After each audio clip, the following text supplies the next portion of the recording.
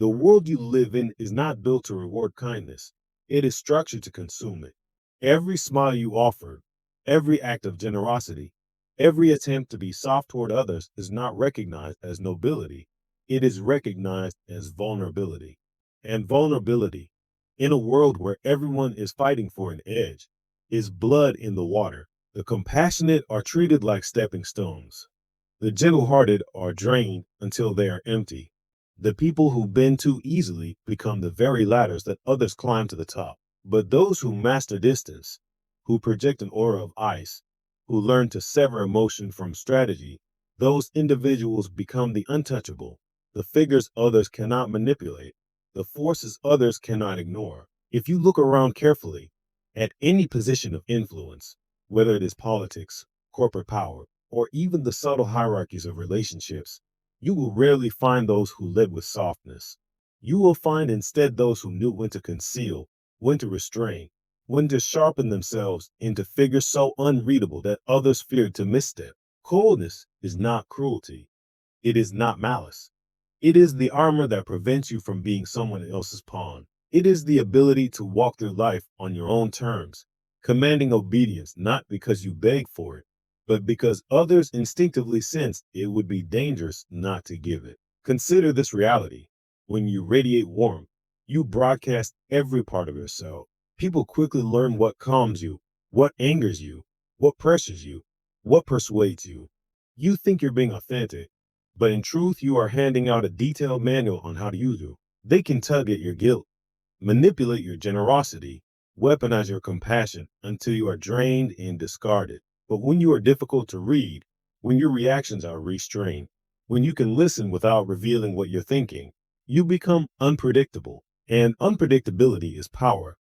An opponent who cannot calculate your next step cannot control you. A rival who cannot locate your weakness cannot dismantle you. The people who appear most intimidating in life are not those who shout the loudest, but those who reveal the least. Picture this scenario. Two acquaintances approach you for a loan. The first floods you with drama, tears, emotional appeals, describing every tragedy in exaggerated detail, weaponizing pity to break down your resistance. They know that if they keep pressing, you will eventually fold because your heart cannot handle the weight of the sob story. You give them money, not because it is wise, but because it relieves your guilt. Yet when the repayment day arrives, the excuses are endless, and you realize your kindness has been exploited as currency. Now consider the second acquaintance. They approach you calmly, explain their need in a straightforward manner, outline the terms clearly, and accept your answer with dignity whether you say yes or no. If you grant them help, they honor their promise exactly as agreed. What changed? Boundaries. One saw you as exploitable, the other respected you because you were not ruled by emotional manipulation. This is not an isolated example. It is a principle of human behavior. The people we pity, we often step over. The people we fear, we follow. Niccolo Machiavelli wrote centuries ago that he who allows another to rise in power ruins himself. What he meant was simple. Every time you empower others at your own expense, every time you yield when you should stand firm, every time you let emotion dictate decisions, you are setting yourself up to be weakened, discarded, or replaced. Your kindness is not building love, it is building dependency. And once your usefulness runs out, so will their loyalty. That is the brutal arithmetic of human interaction. The gentle are consumed, the cold are obeyed. From this moment, you must recognize that every exchange carries a balance of power. There is no neutral ground. Either you are reinforcing your authority, or you are surrendering it piece by piece. If you treat kindness as a constant reflex, you will be drained. But if you wield coldness with precision, you will be respected. Coldness is not about closing your heart to humanity. It is about refusing to be disarmed by it. The transformation begins with your mindset. The majority of people wander through life with the psychology of victims. They see every betrayal as tragedy, every setback as personal injustice, every failure as evidence they are cursed. But the cold strategist never indulges in this weakness.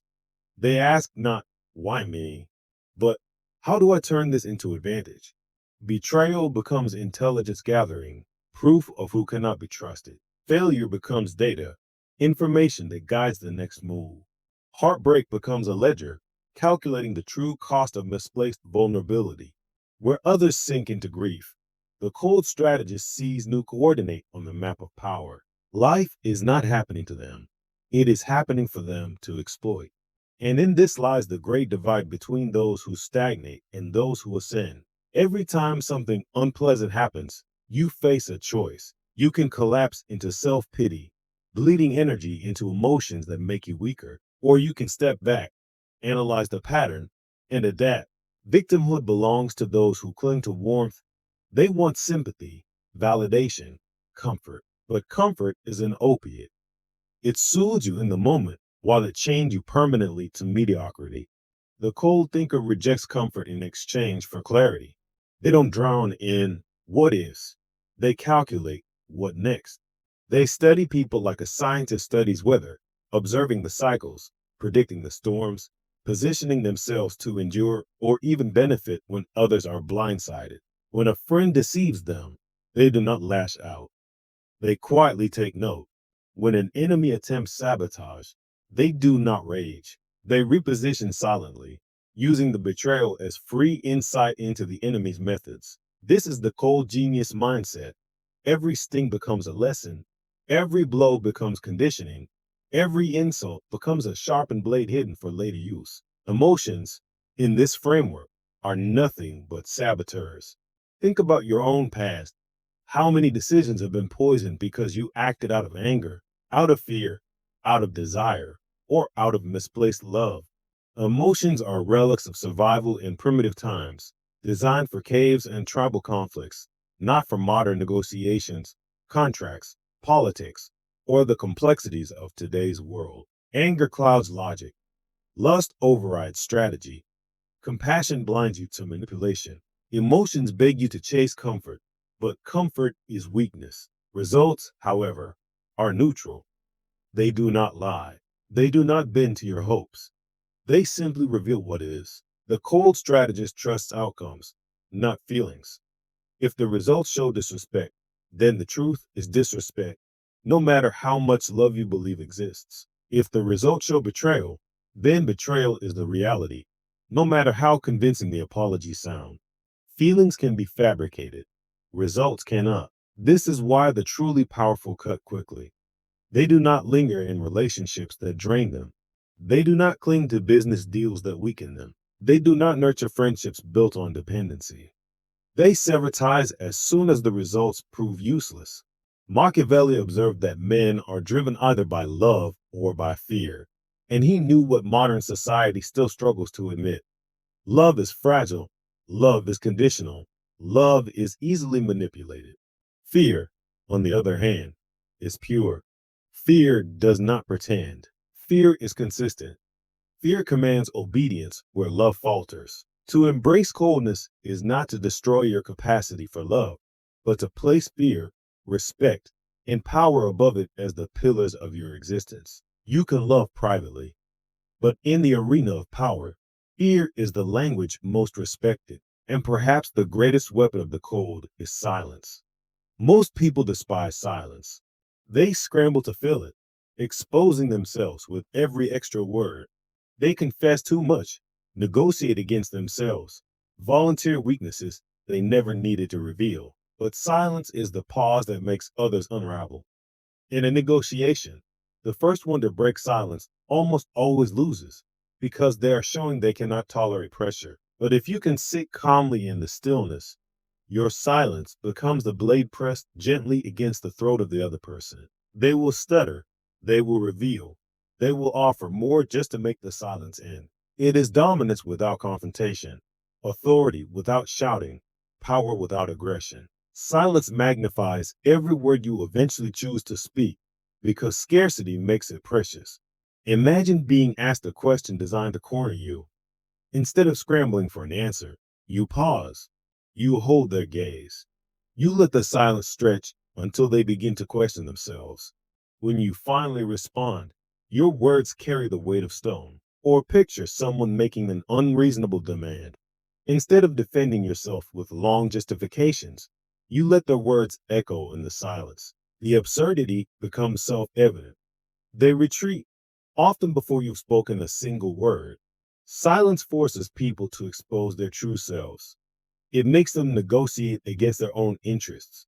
It compels them to reveal truths you never even requested. Used correctly, silence becomes more lethal than any outburst. So understand this. The world is not soft, and it will not reward you for being soft. It feeds on softness. The people who rise are not those who give endlessly, but those who know when to withhold. Coldness is not a flaw, it is survival. Coldness is clarity. Coldness is armor. From this day forward, train yourself to see through emotional traps, to study results instead of listening to excuses, to treat betrayal as free intelligence, to weaponize silence until your very presence becomes pressure others cannot bear. Those who embrace coldness do not fade into the background. They carve their names into the stone of history. While the warm are consumed, the cold endure. While the kind are used, the cold are remembered, and while the soft-hearted beg for respect, the cold command it. The majority of people crumble when silence enters the room. They can't handle the weight of it, so they rush to fill the gap with nervous chatter, needless explanations, and careless words that expose far more than they realize. But the person who has mastered silence, the deliberate, sharpened kind, holds a weapon deadlier than any argument or display of force. Silence isn't emptiness, it's pressure. It's a blade cloaked in stillness. And when wielded with precision, it pushes others to reveal their weaknesses while you sit in control. Think about it. When someone speaks and you remain quiet, the silence becomes unbearable to them. They start backpedaling, second guessing themselves, or even confessing things they never intended to share. The untrained mind interprets silence as judgment, rejection, or disapproval. That discomfort makes them stumble, while you, the one who sits calm and composed, gather insight with every passing second. Cold silence makes others restless. Restless people commit mistakes, and those mistakes become ammunition you can use. But here's the crucial distinction most people miss. Not all silence is powerful. There is the silence of fear, and there is the silence of calculation. One stems from insecurity, the other from strength. If you're quiet because you're afraid, hesitant, or unsure, people will sense it. That silence invites domination. But if you're quiet because you've chosen to be, because you're controlling the rhythm of the interaction, then the silence works in your favor. It becomes unpredictable, unnerving, and dangerous. When you master this, you stop being easy to read. You become a blank wall onto which others project their own anxieties. They can't predict your next move. They can't exploit your reactions because you don't give them any. That unpredictability is pure power. Machiavelli himself advised rulers to use deception rather than brute force when possible. Your silence is deception incarnate. It hides your intentions while forcing others to expose theirs. It is the art of saying nothing while learning everything. Emotional control is psychological dominance. The one who can sit in silence, steady as stone, while everyone else squirms, controls the battlefield without lifting a finger. Imagine being in a meeting where accusations are flying at you. Everyone expects you to defend yourself, to explain, to fight back. Instead, you let the silence stretch. You meet their eyes calmly, offer nothing. Within seconds, their confidence cracks. They start adding words, softening their stance, explaining more than they needed to. Without saying a word, you've shifted the balance of power in your favor. Start small. In your next conversation, pause before responding. Count silently in your mind before speaking. Notice how the energy shifts.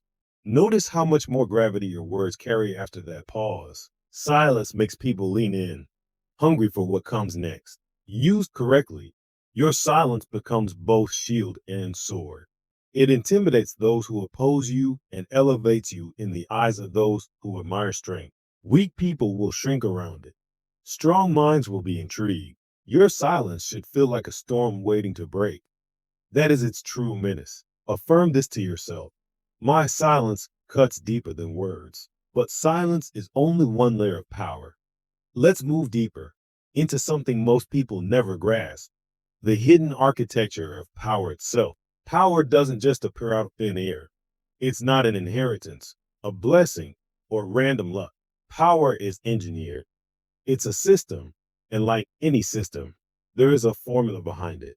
And those who understand the formula become the architects of destiny, while everyone else becomes raw material in their plans. The formula is this: master human nature before anyone else does. Study it, understand it, predict it, and then bend it to your will.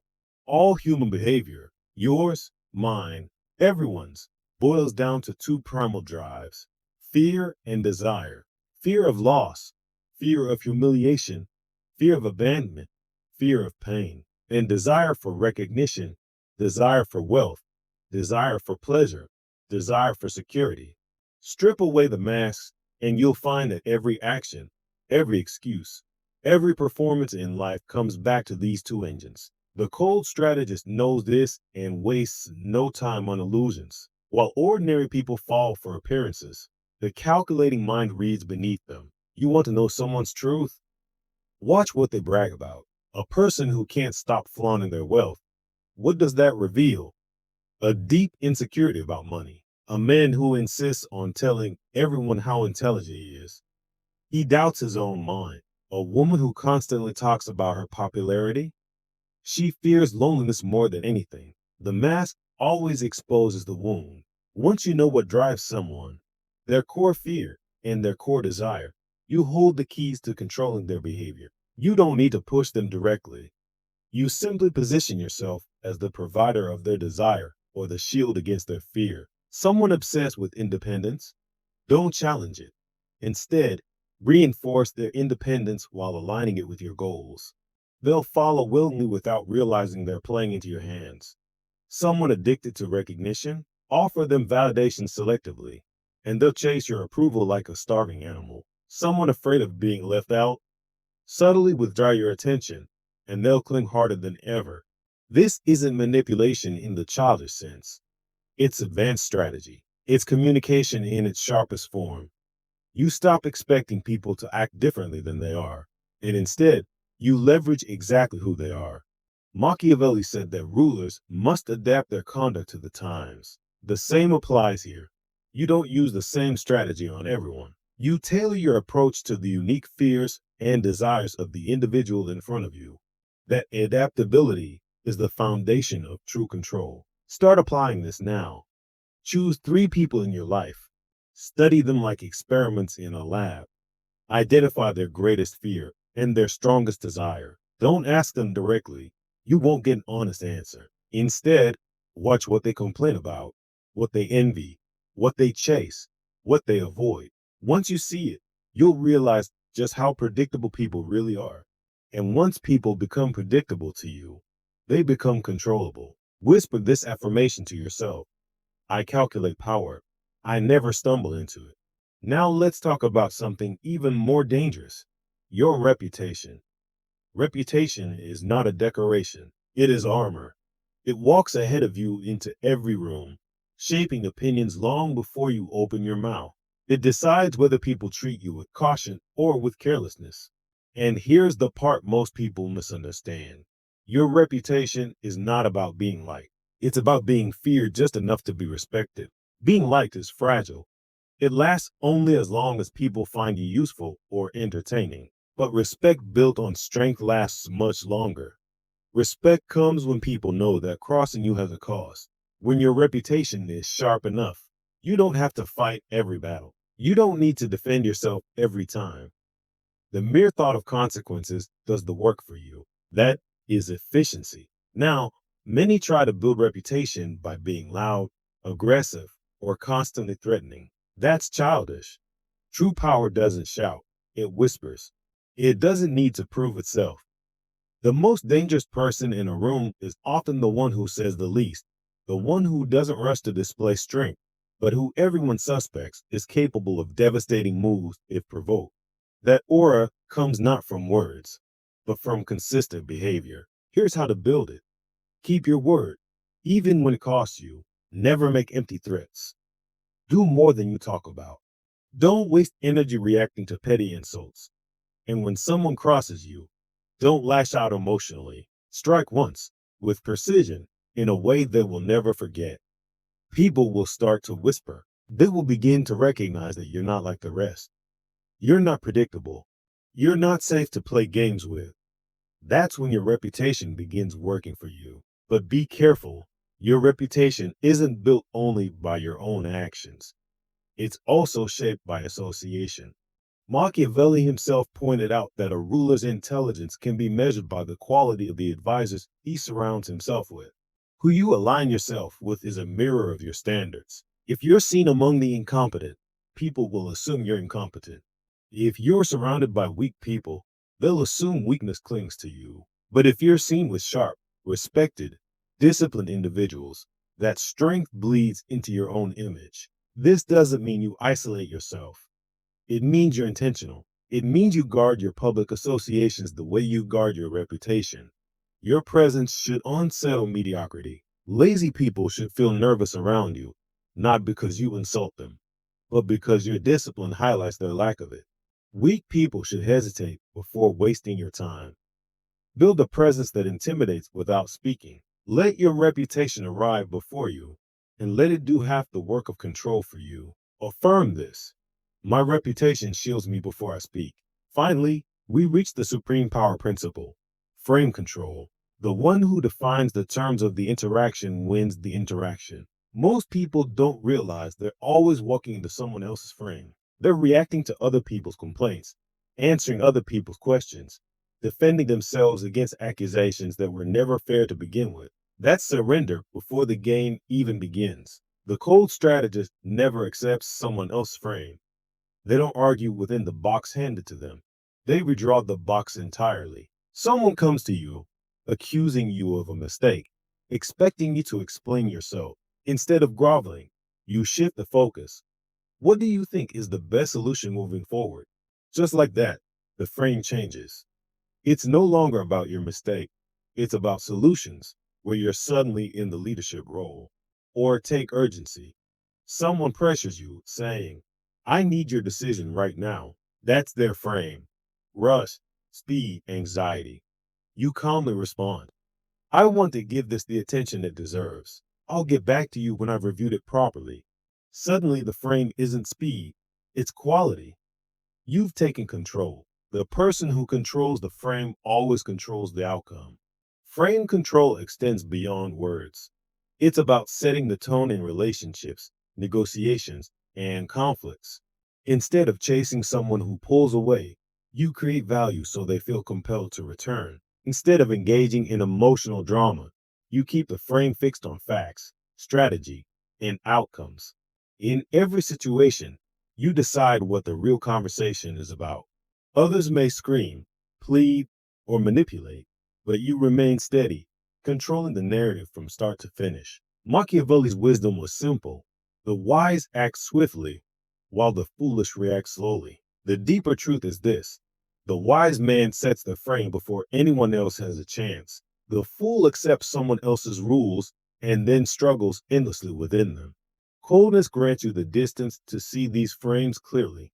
It gives you the clarity to step back and rewrite the rules while others drown in emotion. Starting today, stop reacting blindly. In your next conversation, pause and ask yourself, what frame are they trying to impose on me? And what frame will I impose on them instead? The one who asks this question silently while others rush to react will always emerge in control. Whisper this to yourself. I set the frame. I never accept it. This is how the cold rise while the warm are devoured. Through silence, through psychological insight, through reputation, and through absolute control of the frame. Coldness isn't cruelty. It's clarity. It's the rejection of weakness disguised as kindness. It is the discipline to protect your power at all costs. And if you master these principles, you won't just survive the world, you'll command it. When you find yourself in situations where others try to corner you, always remember, you are the one who defines the rules. You don't have to accept the framework someone else sets. If the conversation feels like it's steering you into a trap, shift its direction. When someone asks you a question you'd rather not address, don't fall into the habit of declining outright. Instead, redirect by asking a sharper question that puts you back in command. If they try to lock you into defending a position you never wanted to argue in the first place, don't waste energy arguing on their terms. Reset the discussion completely. This is how you stay in control. You shape the battlefield rather than fight on the one they chose. Repeat this to yourself. I establish the rules of engagement because if the game isn't in your favor, you don't play it. You redefine it. You bend it until it serves you. And when you master this, you step into the final stage, becoming dangerously cold. Not cold in the sense of cruel or robotic, but cold in the sense of deliberate, composed, and untouchable. Coldness here means razor sharp precision. You feel emotions, but only the ones that fuel your decisions. You speak, but only when words carry impact. You take risks, but only when you've measured every angle. At this point, your silence unnerves people, not because you're hostile, but because they can't read your intentions. Your unpredictability becomes your greatest weapon. When you're not around, your absence echoes like a warning. People wonder what you're planning, if they've misstepped, or if your silence is a storm building in the distance. Your presence itself becomes dominance, not through shouting or intimidation, but through certainty, clarity, and competence. Others naturally yield to those who radiate confidence and direction. But this transformation doesn't happen instantly. It's a daily practice. Each moment, you must decide calculation or reaction, strategy or impulse, growth or comfort. If you stick to the path, you move from being a pawn in someone else's game to becoming the one who writes the rules of the entire board. History has proven time and again true influence belongs not to the reckless or the kind hearted alone, but to those sharp enough to seize it and disciplined enough to protect it. Now the choice lies before you. Remain predictable and easily understood, or step into the realm of the dangerously cold, the realm of those who cannot be manipulated, only respected.